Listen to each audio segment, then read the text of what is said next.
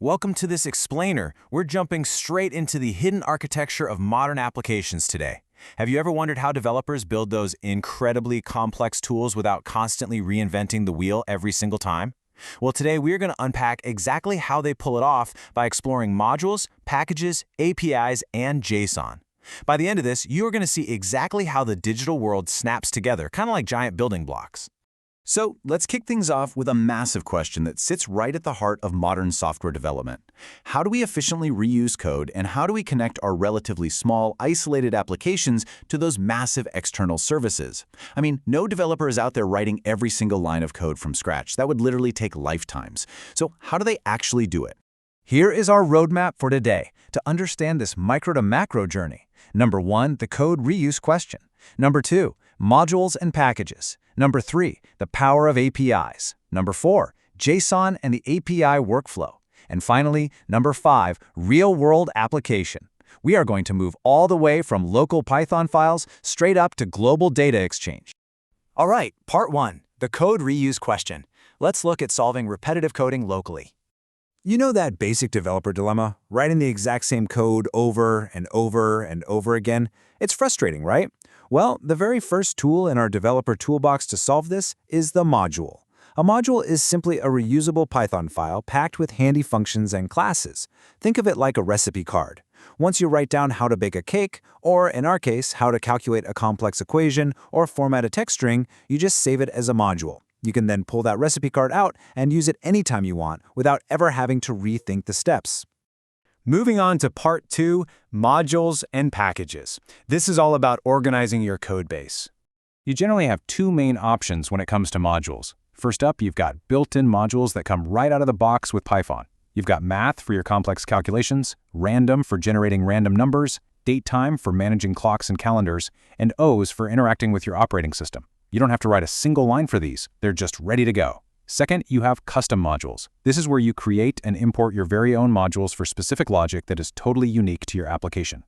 But, what happens when your project really starts to scale up? When you have dozens or maybe even hundreds of custom modules, things can get pretty messy, for sure.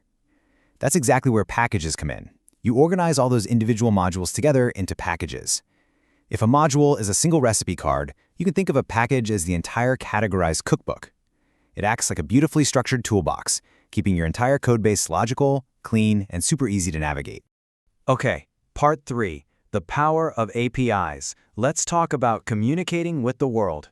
So, we've organized our local code with modules and packages, which is great, but what if our application actually needs to talk to the rest of the internet? Enter the API, or Application Programming Interface.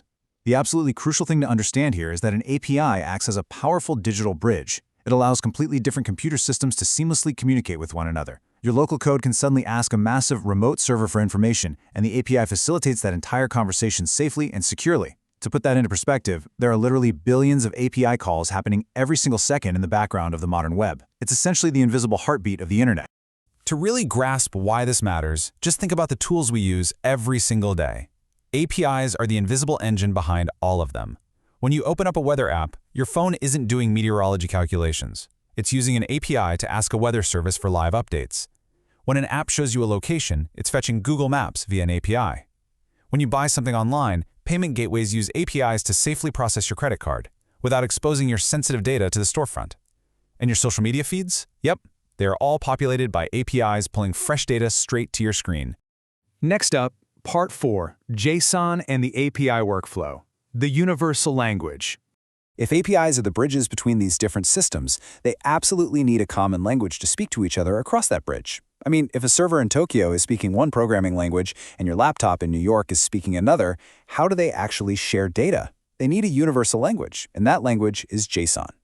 JSON is a lightweight data interchange format. It is, for all intents and purposes, the universal language of the web. It makes reading and writing data perfectly standardized across entirely different technologies, completely eliminating that translation barrier.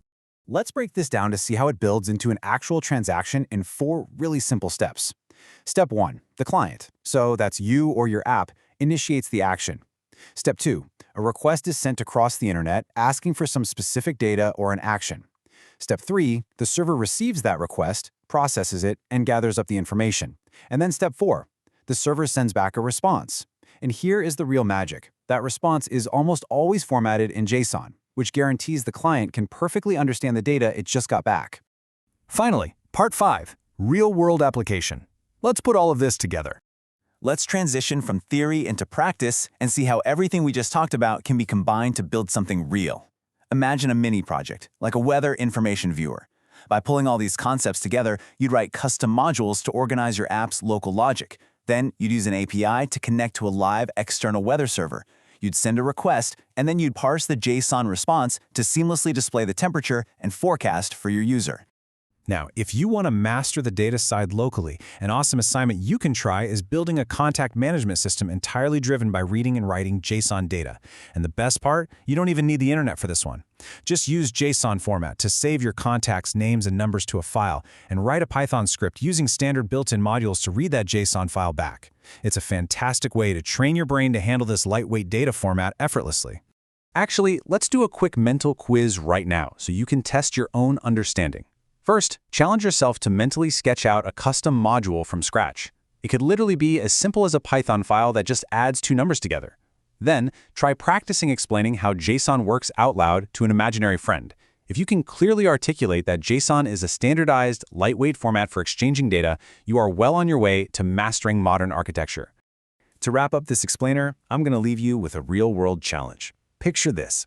You're sitting in a developer job interview tomorrow, and the hiring manager leans in and asks you, "What exactly is an API, and what is JSON?" How would you answer? Just remember the digital bridge and remember the universal language. Master those two concepts, and you have essentially mastered the foundational plumbing of the entire modern web. Keep exploring, keep building, and I'll catch you in the next explainer.